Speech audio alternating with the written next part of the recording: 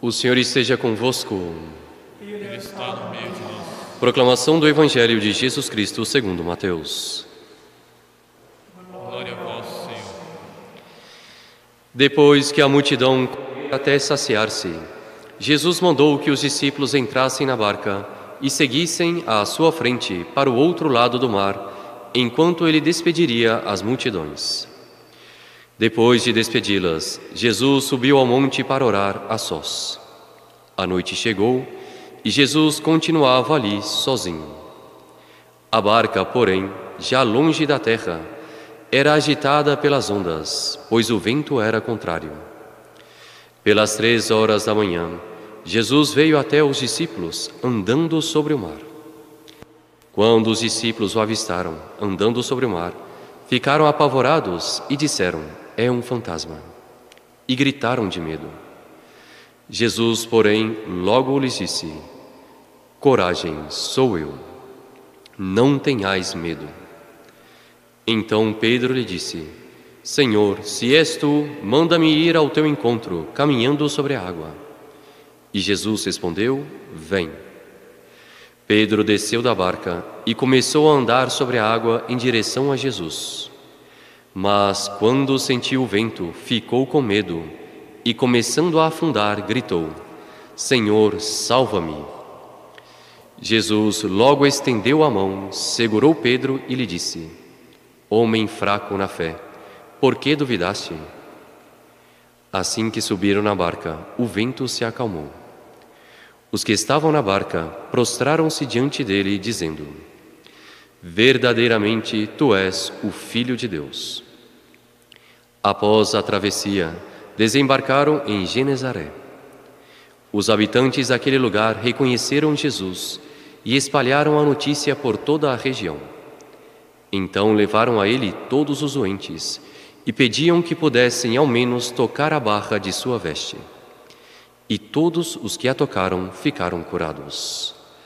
Palavra da salvação.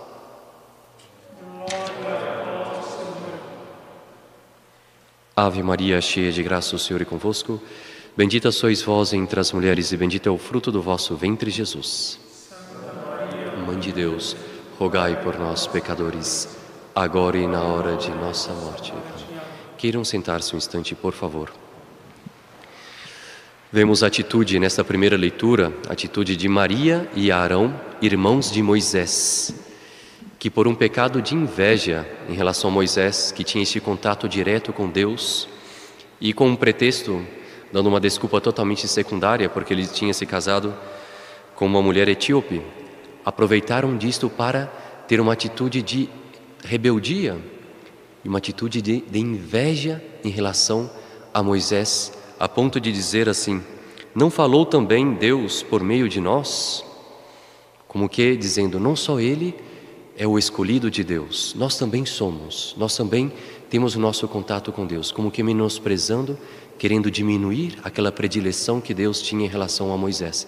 E um pecado de inveja envenena a alma, tanto assim que muitos exorcistas que ao longo da história fizeram relatos de pessoas que ficaram possuídas, possessas pelo espírito mal, pelo demônio, diz que muitas das possessões, a principal porta da alma que a pessoa abriu foi o pecado de inveja, porque aí ela tem uma consonância total com o pecado de Lúcifer, de ter inveja, de não aceitar a encarnação, não aceitar a Nossa Senhora como rainha dos anjos. E a pessoa, quando ela abre o coração para esse vício tremendo que corrói, que envenena a alma, o demônio, como um imã, se cola na pessoa.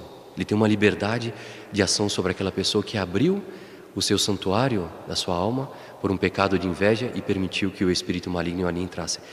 E Maria, irmã de Moisés, que era mais velha que Moisés, e Arão, tiveram essa falta feia, venenosa, em relação ao seu irmão Moisés. E por causa disto, Deus o chama para conversar entre os três. Deus vai dar um aperto em Maria e Arão por esse pecado.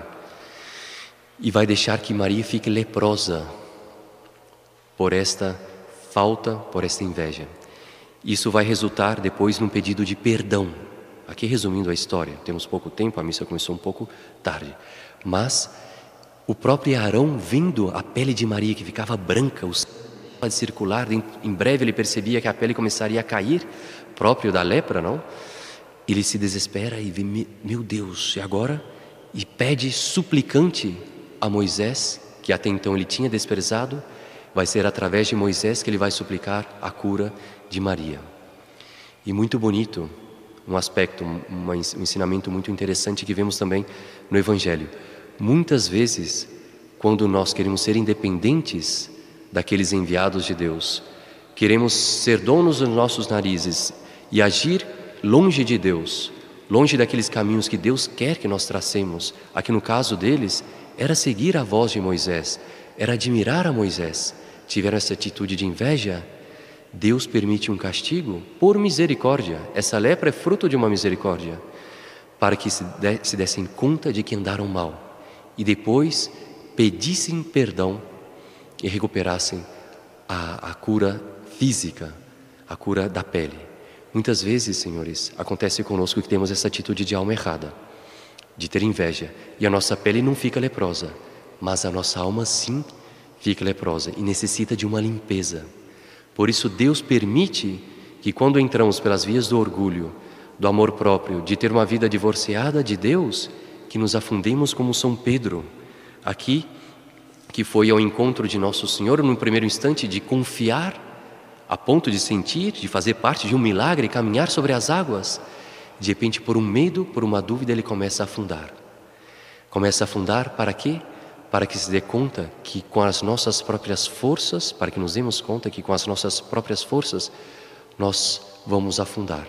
Devemos pedir a Deus ajuda. E muito bonito que São Pedro vai dizer, Senhor, salva-me.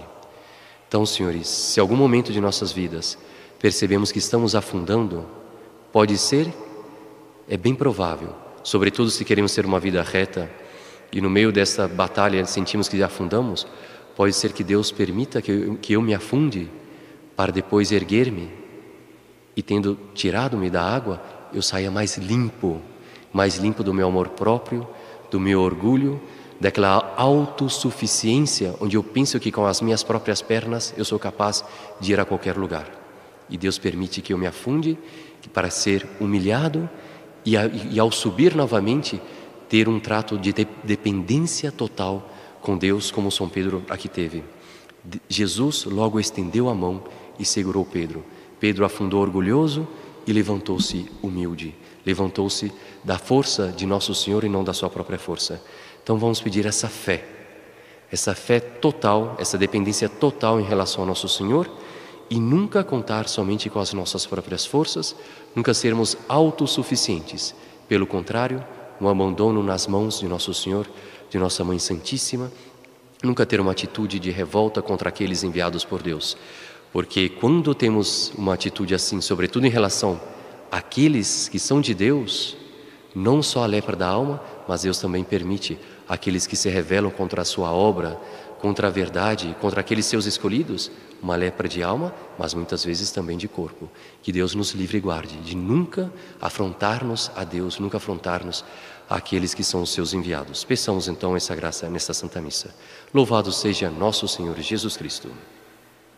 Para sempre seja louvado.